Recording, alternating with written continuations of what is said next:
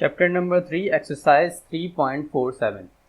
The amount of kerosene in thousands of liters in a tank at the beginning of any day is a random amount y, from which a random amount x is sold during the day. Suppose that the tank is not resupplied during the day, so that x is less than equal to y, and assume that the joint density function of these variables is joint density function fxy given है जो है 2 और x की range है 0 से y तक और y की रेंज है x से 1 तक। ठीक है। Part A, determine if x and y are independent. अच्छा, जो क्वेश्चन है जॉइंट डेंसिटी फंक्शन का, ठीक, और हमसे पूछा जा रहा है कि x and y are independent, कि x और y इंडिपेंडेंट हैं या नहीं। तो उसके लिए मुझे ये पता होना चाहिए कि x और y इंडिपेंडेंट होने की कंडीशन है क्या।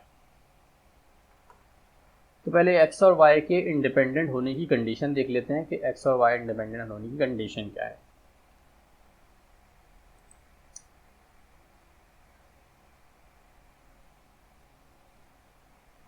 ठीक है। कंडीशन ऑफ इंडिपेंडेंट, कंडीशन क्या होती है x और y के इंडिपेंडेंट होने की, कि जो फंक्शन है x और y का वो इक्वल होगा g of x multiply by h of y। सही। तो मुझे g ऑफ x नहीं पता और मुझे h ऑफ y भी मालूम नहीं है, तो पहले मैं g ऑफ x निकालूंगा, फिर h ऑफ y निकालूंगा, फिर दोनों को मल्टीप्लाई करूंगा और देखूंगा कि अगर उसका आंसर ये आ रहा है और ये है क्या 2, यानी उसका आंसर 2 आ रहा है अगर, तो मैं ये कह सकता हूँ कि वो इंडिपेंडेंट है, वरना मैं कहूँगा कि इंडिपेंडेंट नहीं है। ठीक है, इसको मज़ीद सॉल्व करते हैं। फॉर जी ऑफ एक्स का फॉर्मूला क्या था, integral f x comma y, और एक्स है तो with respect to y integrate होगा।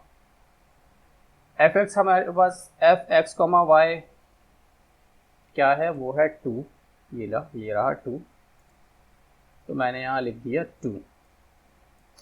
और x की जो रेंज थी, y की जो रेंज थी, y की रेंज थी x से लेके 1 तक। ठीक है, ऐसे भी देख लेते हैं, y की रेंज थी x से लेके 1 तक, तो x से 1। उसके बाद आप इसे इंटीग्रेट करोगे तो आपके पास जो फाइनल आंसर आएगा वो आएगा 2 इंटू 1 माइनस एक्स। ये g ऑफ x आ गया। अब हमें h ऑफ y निकालना है, तो h of y find out करने के लिए h of y integral f x comma y, और यहाँ पर x है तो इंटीग्रेट होगा, यहाँ पर y है तो इंटीग्रेट होगा x के लिहाज से। तो आप x की आप रेंज लिखेंगे हम, x 0 से y और फंक्शन है 2 और विद रिस्पेक्ट टू x। जब इसे आप फर्दर सॉल्व करोगे तो आपके पास h ऑफ y आएगा, वो आएगा 2y। ठीक, अब इन दोनों को मल्टीप्लाई करके ये देखना है कि आंसर 2 आएगा या नहीं। अब आप इसे देखो 2y और ये है 2 1 माइनस एक्स। ठीक है, इसमें x और y दो अलग अलग वेरिएबल्स इन्वॉल्व हैं और दोनों की वैल्यू भी गिवन नहीं है, तो आप कुछ भी कर लो, इसका आंसर 2 तो नहीं आ सकता।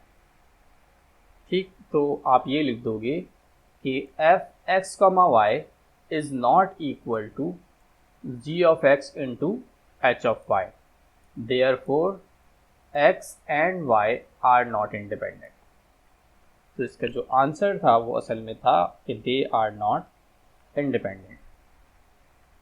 ठीक है, इस क्वेश्चन का पार्ट बी भी है और पार्ट बी में वो हमसे कह रहा है फाइंड प्रोबेबिलिटी 1/x की रेंज है 1/4 से 1/2 और y condition y equal to 3/4। तो यहाँ पर जो फॉर्मूला होगा वो कंडीशनल डिस्ट्रीब्यूशन का फॉर्मूला यूज़ होगा, क्योंकि ये जो सिंबल है, ये जो लाइन है वर्टिकल लाइन, ये कंडीशन की है।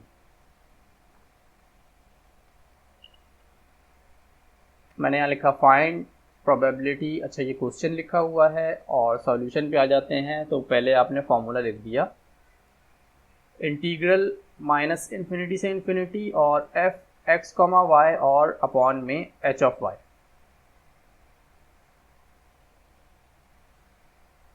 सही, और d of x। f x, y क्या है 2 और h ऑफ y हमने अभी ऊपर हम इसे निकाल चुके हैं जो कि आया था 2y।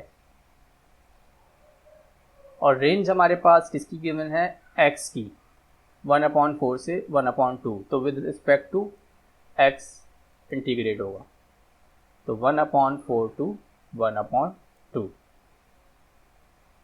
अब यहाँ 2 से 2 कैंसिल और बचा हमारे पास 1/y। और क्योंकि x के रिस्पेक्ट से इंटीग्रेट कर रहे हैं तो 1/y जो है वह एज अ कॉन्स्टेंट ट्रीट होगा, तो 1/y बाहर आ गया हमारे पास इंटीग्रल से। अब ये बचा, इसे कैलकुलेटर में इंटीग्रेट करके देख लेते हैं क्या आंसर आएगा। वैसे 1/4 आना चाहिए।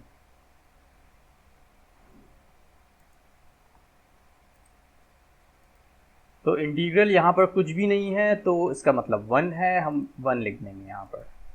और लोअर लिमिट है 1/4 और अपर लिमिट है 1/2।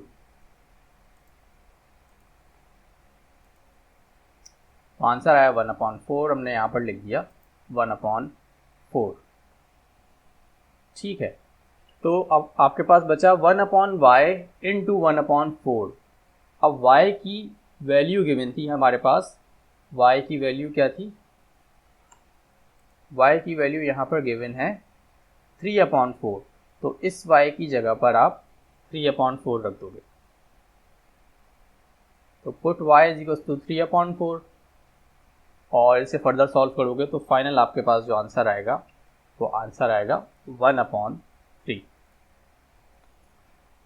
ये क्वेश्चन भी हमारे पास सॉल्व हो गया चैप्टर 3 का।